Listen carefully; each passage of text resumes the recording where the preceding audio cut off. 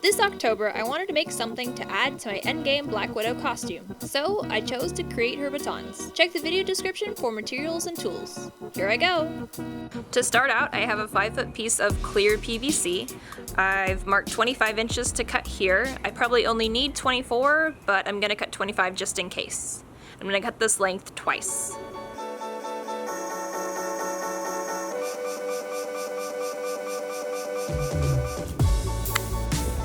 The details of the baton will be made out of EVA foam.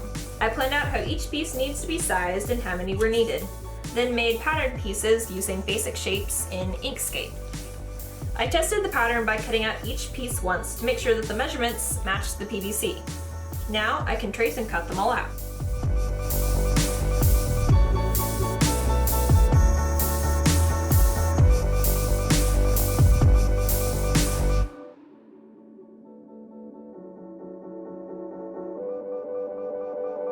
Here I have a foam cylinder from TNT Cosplay Supply. I'm going to cut 2 pieces for the pommels and 2 pieces for the end caps. And then with my Dremel tool, I can carve out the little notches and a space to fit over the PVC.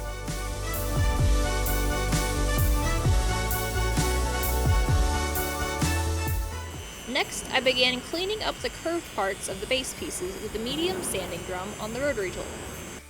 Later, I went over these again with a smaller stone bit to smooth any leftover foam fuzzies.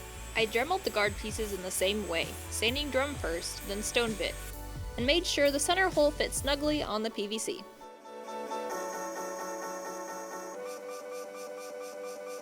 I practiced first how I wanted to carve the bevels and notches, then sanded 2 matching pommels and end caps. I found that the foam held well to the PVC if I didn't Dremel too much away, and I could still remove it to access the battery pack.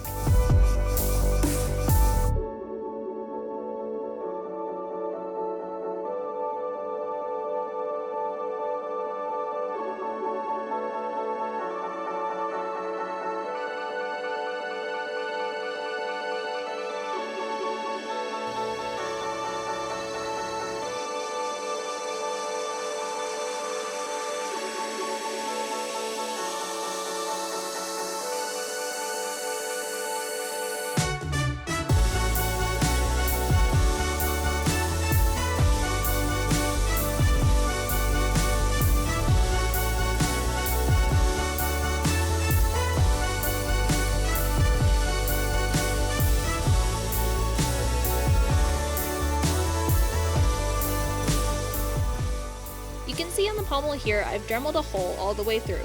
This is so I can later install an on-off button to the pommel for the lights. For the handle, I cut a rectangle of 4mm foam larger than what I needed to fit around the PVC. For texture, I'm heating the foam with a heat gun, placing a spare window screen over it, and taking a large PVC pipe to press the mesh into the foam. This is a really neat technique. Ta-da! Awesome grip texture. Now I can cut it to size.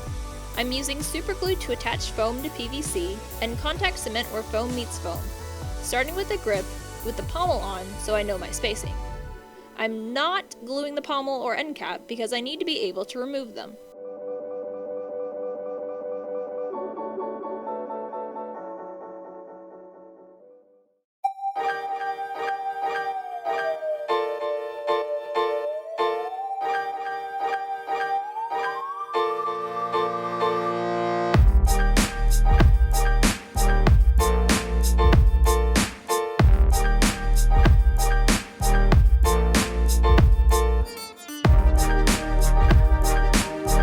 Working my way up, I'm spacing the base pieces 1 1/4 inch apart. Basically a 1/4 inch overlap, for 8 bases.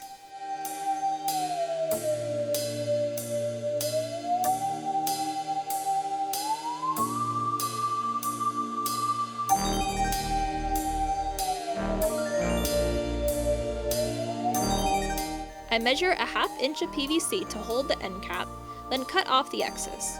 It's a good thing I cut 25 inches originally instead of 24 because I definitely needed the extra. Here I'm sizing the strips and marking where to apply contact cement, then gluing together when ready.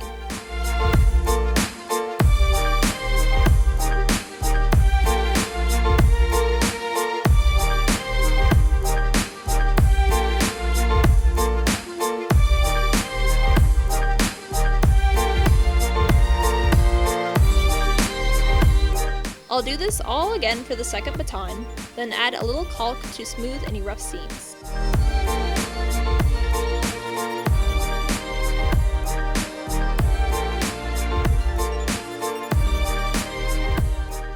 I dremeled screw details into the base pieces with the end of the small stone bit. And then melted holes for each screw with my soldering tool. A wood burning tool might have been better and kept this tool cleaner, but I didn't have one at the time. Now for tedious masking of the exposed PVC. Done. Now for 3 coats of Plastidip as primer. Then back in with 2 coats of Satin black paint.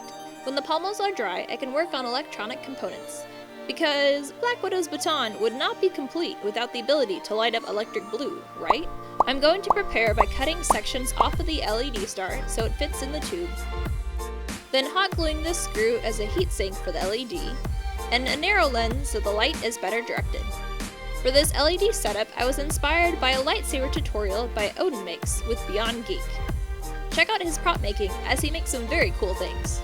Basically, we're going to solder wires from the on-off switch to the battery and the MicroPuck LED kit. My wonderful boyfriend helped me solder all of these things together. It's difficult to explain, but I created a diagram based on the info I found online to better show what to solder to what, starting with the on-off switch. Also, don't forget to run wires through the pommel before final attachments.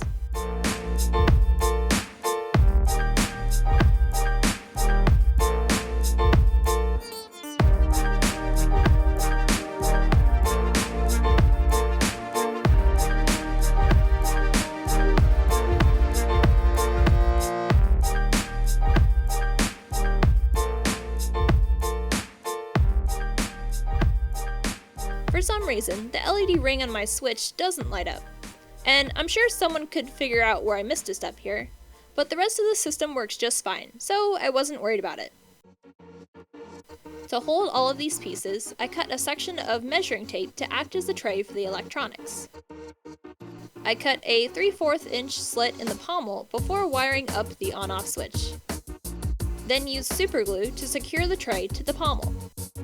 I then used contact cement to glue the battery holder and foam seat for the MicroPuck and heatsink, which I then hot and superglued to the foam, all while ensuring these parts would stay hidden in the 7 or so inch handle.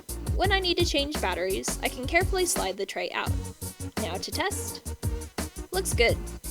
I'm also adding a piece of foil to the inside of the end cap to help reflect light back through the tube. Now to finally unmask the clear PVC.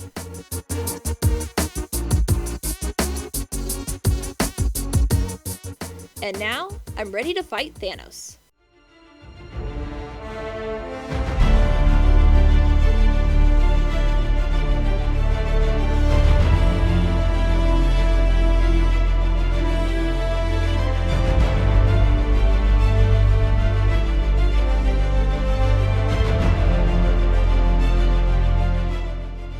I'm super pleased with how this prop turned out. Again, I'll link tools and materials in the description if you're interested in making your own. Thank you so much for watching. Like and subscribe if you enjoyed this DIY. Until next time, bye!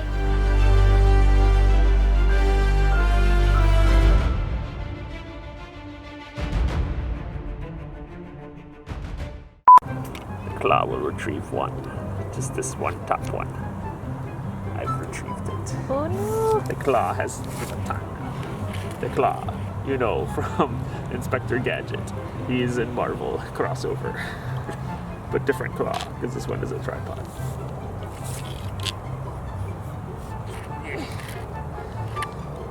I've retrieved it. Mission successful.